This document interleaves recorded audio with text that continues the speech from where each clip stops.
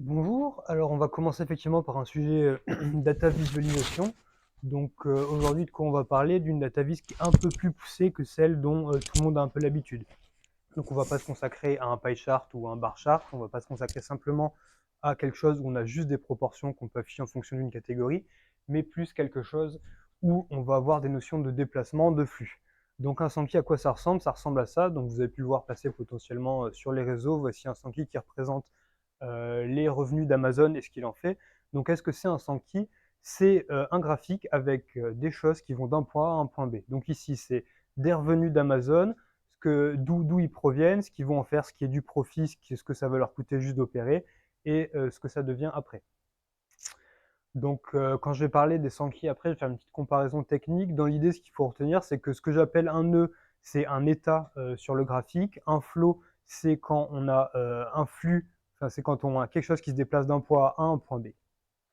Donc voilà, ce qu'on va vous présenter aujourd'hui, c'est deux choses. C'est d'abord une comparaison des différentes librairies qui permettent de faire ces Sankey, donc sur Python, et puis ensuite on va appliquer ces librairies au budget de la France, donc que fait l'État de son argent, d'où ça vient, qu'est-ce qu'on en fait, et aussi la même chose pour l'énergie en France.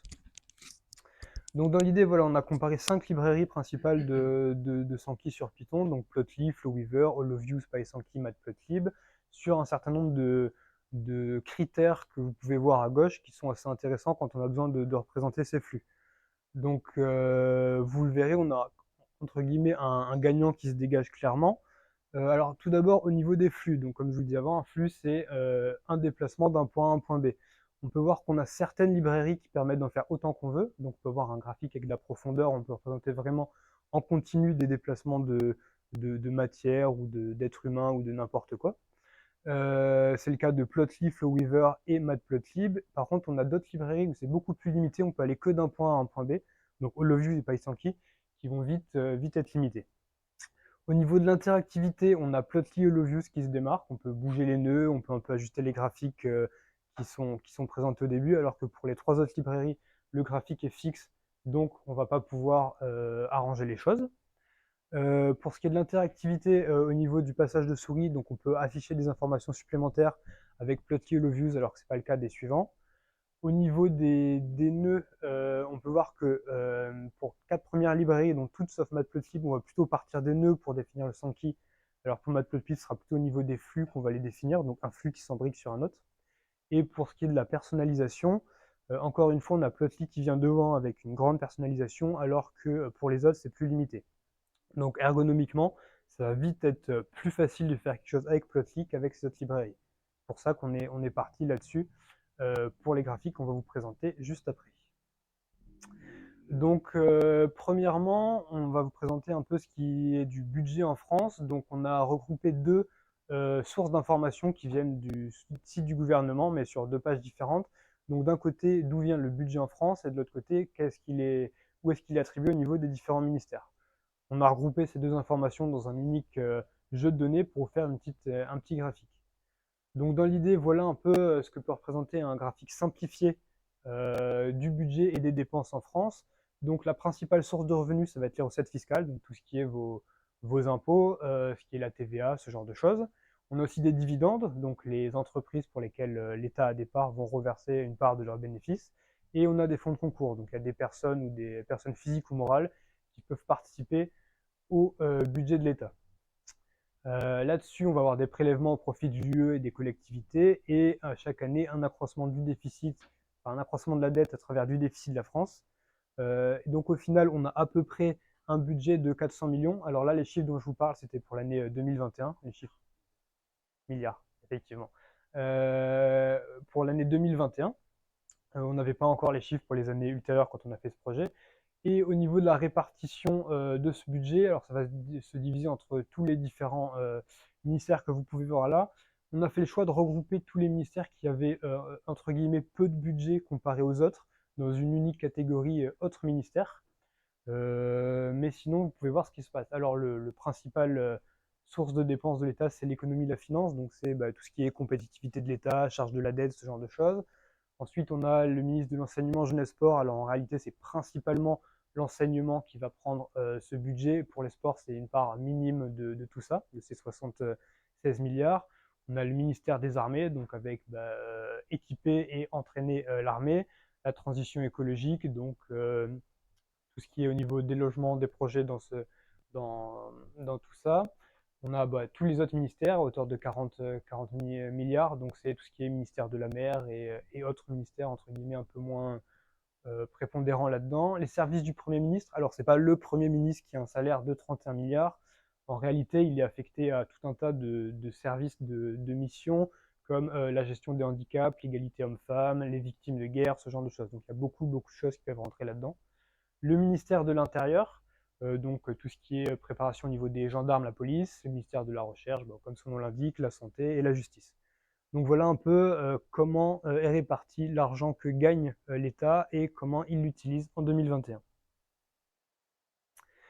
Maintenant, on a fait le même exercice au niveau de l'énergie en France, donc toujours des chiffres qui viennent de 2021, qu'on a regroupés de deux pages différentes du ministère de la Transition écologique, pour vous présenter le graphique suivant. Donc dans l'idée, on a un petit tas de sources d'énergie. Donc on a des produits pétroliers, on a le gaz, on a les énergies renouvelables, le nucléaire, le charbon.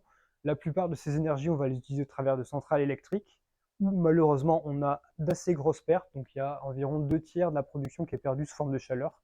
Donc la conversion n'est pas extrêmement efficace, mais c'est toujours comme ça. Ce qui fait qu'au final, on a une énergie disponible à hauteur d'environ 1800 TWh, qui va être réparti selon les 5 principaux secteurs suivants. Donc les transports et le résidentiel, les deux majoritaires à hauteur de 500 TWh chacun. Ensuite, on a l'industrie, ensuite le tertiaire, l'agriculture.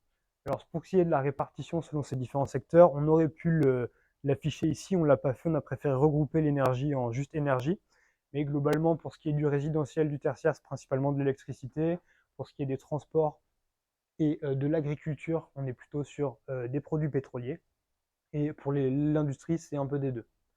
Donc voilà un peu comment ça se présente en France avec les entrées, dans quelle centrale ça passe et où ça sort à la fin. Si on devait juste revenir sur les Sankey, quand est-ce que c'est bien, quand est-ce que c'est moins bien, alors on peut dire que s'il y a beaucoup d'interactions sur des Sankey, ça devient vite illisible. C'est pour ça qu'on a fait le choix sur les graphiques précédents de supprimer des petites pertes à droite à gauche, des petits, on a un peu simplifié pour que ce soit lisible. Si vos graphiques ne sont pas linéaires et qu'il y a trop de nœuds, c'est pareil, on comprend vite plus qu'est-ce qui va où et c'est plus la peine. Et finalement, qu'est-ce qu'on peut faire pour un peu limiter les problèmes de ce genre de choses? C'est faire un graphique qui est un peu interactif.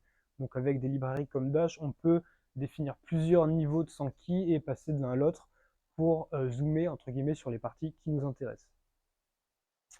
Mais il faut quand même retenir que les Sankey, c'est bien si on a des graphiques avec des flux, donc des déplacements, marchandises, personnes, argent, quoi que ce soit qui va d'un endroit A ou d'un état A à un état B. Et ça permet de montrer assez vite différents niveaux de profondeur sur un phénomène et quels sont les principaux acteurs là-dedans. Voilà, si vous avez des questions.